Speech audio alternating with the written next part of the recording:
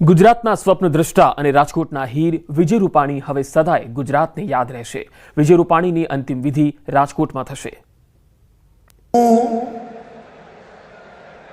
વિજય કુમાર રમણીકલાલ રૂપાણી ઈશ્વરના નામે સોગંદ લઉં છું કે હું કાયદાથી સ્થાપિત ભારતના સંવિધાન પ્રત્યે હું સાચી શ્રદ્ધા અને નિષ્ઠા ધરાવીશ।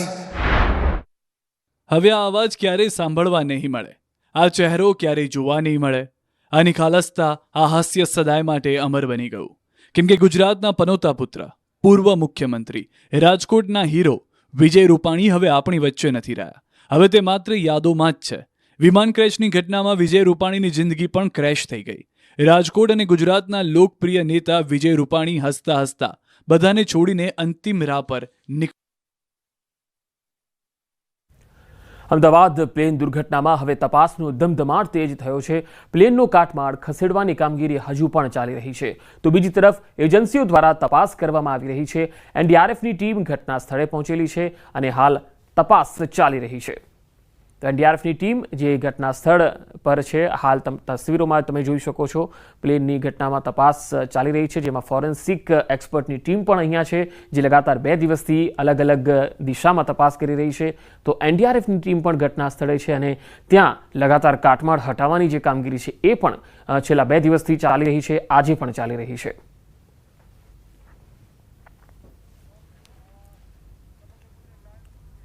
વધુ માહિતી મેળવીએ, ઋત્વિજ સોની મારી સાથે જોડાયા છે, ઘટના સ્થળેથી છે।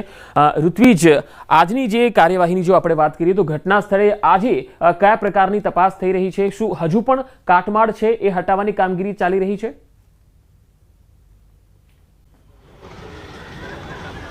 પંકજ, હજી પણ જે કાટમાળ છે તે હટાવવાની કામગીરી છે તે શરૂ છે। થોડી જ વારની અંદર આ કામગીરી કરવામાં આવશે, કારણ કે આપ જોઈ શકો છો અહીં જે જેસીબી મશીનો છે તે પણ અહીં તૈનાત કરી દેવામાં આવ્યા છે અને આસપાસની જે દિવાલો હતી, જે નડતરરૂપ હતી, જે તે ઘટના સમયે તોડી પાડવામાં આવી હતી, પરંતુ કાટમાળ હટાવવા માટે જે વધુ જે જગ્યાની જરૂર પડતા જે અન્ય જે દિવાલનો ભાગ છે તે પણ તોડી પાડવામાં આવ્યો હતો અને ત્યાં હાલમાં જેસીબી મશીન તૈનાત કરી દેવામાં આવ્યા છે। એટલે થોડી જ સમયની અંદર આ જે કામગીરી છે તે શરૂ કરવામાં આવશે, કારણ કે ખૂબ જ કાટમાળ છે આસપાસના વિસ્તારની અંદર। એટલે તે હટાયા બાદ જે સુરક્ષા એજન્સીઓ છે, અલગ અલગ એજન્સીઓ છે, તે તપાસમાં લાગી જશે।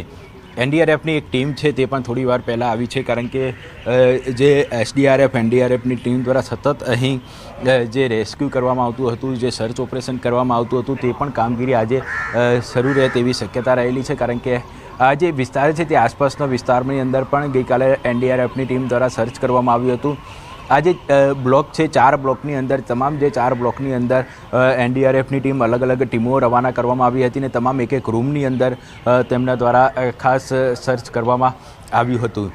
આજની વાત કરીએ તો આજે પણ અલગ અલગ એજન્સીઓ છે તે તપાસ અર્થે અહીં પહોંચે તેવી શક્યતા રહેલી છે અને અલગ અલગ મુદ્દાઓને લઈને તપાસ કરવામાં આવશે। સાથે સાથે અહીં જે આખો વિસ્તાર છે તે વિસ્તાર કોર્ડન કરી દેવામાં આવ્યો છે, જેથી કરીને કોઈપણ પ્રકારના પુરાવાનો નાશ ન થાય અને જે તપાસ કરતા એજન્સીઓ છે તેઓને કોઈપણ પ્રકારની તકલીફ ન પડે તેની તકેદારીના ભાગરૂપે આખો જે વિસ્તાર છે તે કોર્ડન કરી દેવામાં આવ્યો છે।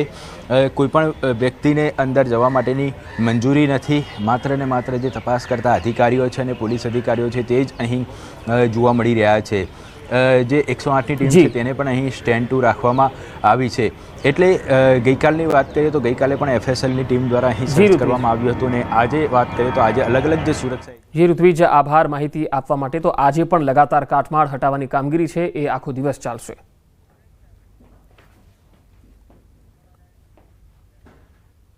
રાજ્યના વધુ સમાચારો પર નજર કરીશું, હાલ રોકાઈશું એક વિરામ માટે।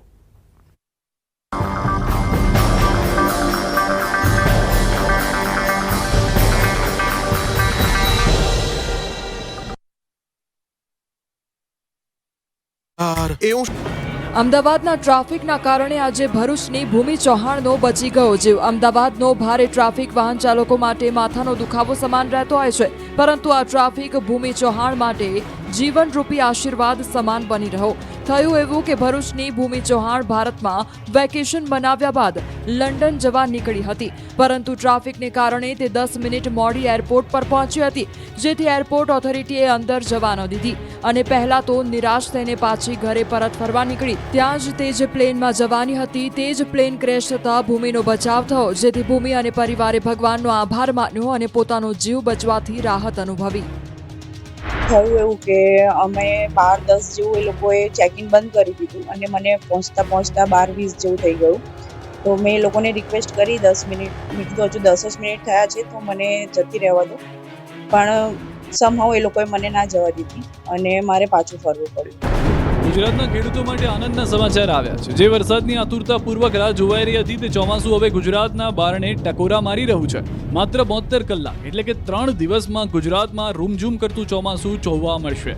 હવામાન વિભાગની આગાહી મુજબ 3 દિવસમાં ગુજરાતમાં બેસી શકે છે ચોમાસું. 19 દિવસ બાદ ચોમાસાને લઈને શુભ સંકેત આવ્યા છે. ગુજરાતમાં ચોમાસું બેસવા માટે અનુકૂળ સ્થિતિ છે. હાલ 7 દિવસ રાજ્યમાં વરસાદી વાતાવરણની સંભાવના છે. હળવાથી લઈ અતિભારે વરસાદ પડી શકે. આવતીકાલે અમરેલી, ભાવનગરમાં ભારે વરસાદ પડી શકે. નર્મદા, તાપી, નવસારીમાં કાલે ભારે વરસાદનું એલર્ટ આપ્યું છે, તો ડાંગ, વલસાડમાં પણ કાલે ભારે વરસાદની આગાહી છે. ગ્રામ પંચાયતની ચૂંટણીના મતદાનને હવે ગણતરીના દિવસો બાકી છે, ત્યારે વડોદરા જિલ્લાની ગ્રામ પંચાયતોની ચૂંટણીનું ચિત્ર સ્પષ્ટ થયું છે. વડોદરા જિલ્લાની 246 ગ્રામ પંચાયતના ચૂંટણી યોજાવાની છે. 246 પૈકી 34 ગ્રામ પંચાયત સમરસ થઈ ગઈ છે. બાકીની પંચાયતોમાં ચૂંટણી થશે. ડભોઈની રસુલપુરા પંચાયતમાં સરપંચની બેઠકમાં કોઈ જ ફોર્મ ન ભરાયું. 8 વોર્ડના સભ્યોમાં માત્ર 1 ફોર્મ ભરાયું છે, જે બિનહરીફ જાહેર થયું છે. બીજી તરફ કરજણ તાલુકામાં 15 પંચાયતોમાં ચૂંટણી નહીં યોજાય. ડેસર તાલુકામાં માત્ર 1 પંચાયત બિનહરીફ જાહેર થઈ. પાદરામાં 3, ડભોઈમાં 3, વાઘોડિયામાં 2, શિનોરમાં 4, સાવલીમાં 3 પંચાયતો બિનહરીફ જાહેર થઈ. ગામ સમરસ થયા પછી કંઈક આ રીતે સરપંચ અને તેમની આખી ટીમનું ગ્રામજનોએ સ્વાગત કર્યું. ફુલહાર અને ઢોલ નગારા, શરણાઈ સાથે ગામમાં સરઘસ કાઢી ઉજવણી કરવામાં આવી. સંપ ત્યાં જંપના આ દ્રશ્યો નસવાડી તાલુકાના કાળીડોળી ગામના છે. અહીં ગ્રામ પંચાયતની ચૂંટણી હતી, પરંતુ લોકો ઇલેક્શનમાં નથી માનતા, સિલેક્શનમાં માને છે. ગામના લોકો એક સંપ થઈ ગામના સરપંચને અને સદસ્યોને ચૂંટ્યા. કાળીડોળી જૂથ ગ્રામ પંચાયતમાં કેશરપુરા ગામનો સમાવેશ થયો છે. 1800ની વસ્તી ધરાવતા ગામોમાં વર્ષો પહેલા જ્યારે ચૂંટણી થતી ત્યારે 2 ગામના લોકો પોતાના ગામનો સરપંચ બને તે માટે આમને સામને આવી જતા. આ સમસ્યાનો અંત લાવવા માટે બંને ગામના લોકો ભેગા થયા અને નક્કી કરવામાં આવ્યું કે એક ટર્મમાં એક ગામનો સરપંચ, એક ગામના તમામ સદસ્યો અને બીજી ટર્મમાં બીજા ગામના લોકોનો વારો આવે. આજે 6 ટર્મથી ફરી આ વખતની ચૂંટણી સમરસ થઈ છે, જેને લઈને તમામ લોકોમાં અનેરી ખુશી જોવા મળી. ગ્રામ પંચાયત સમરસ થતા ગામના વિકાસના કામોને વેગ તો મળે જ છે, સાથે સાથે ગામ એક સંપ બની રહે છે. અમદાવાદમાં સર્જાયેલી કાળમુખી ઘટનાનું નિરીક્ષણ કરવા માટે પ્રધાનમંત્રી નરેન્દ્ર મોદી અમદાવાદ આવી પહોંચ્યા. પીએમ સવારના 8:30 વાગે અમદાવાદ એરપોર્ટ પર આવી પહોંચ્યા. અહીંથી પ્રધાનમંત્રી નરેન્દ્ર મોદી સીધા જ જ્યાં પ્લેન ક્રેશ થયું ત્યાં પહોંચી ગયા. અહીં સમગ્ર ઘટનાનું નિરીક્ષણ કર્યું. પીએમ મોદીની સાથે મુખ્યમંત્રી ભૂપેન્દ્ર પટેલ, રાજ્ય ગૃહમંત્રી હર્ષ સંઘવી પણ સાથે હતા. તમામ માહિતી આપી. જે બાદ પીએમ મોદી સિવિલ હોસ્પિટલમાં દુર્ઘટનાના પીડિતોના પરિવારજનોને મળ્યા. આ પહેલા વડાપ્રધાન મોદી સિવિલમાં ઇજાગ્રસ્ત મેડિકલ સ્ટુડન્ટને મળ્યા હતા.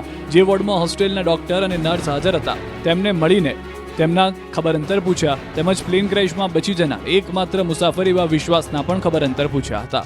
તેઓ 15 મિનિટ સુધી રોકાયા હતા અને 3જા માળ પર 10 મિનિટ સુધી ઇજાગ્રસ્તોના ખબર અંતર પૂછ્યા. એરપોર્ટ ખાતે આ મુદ્દે બેઠક પણ કરી.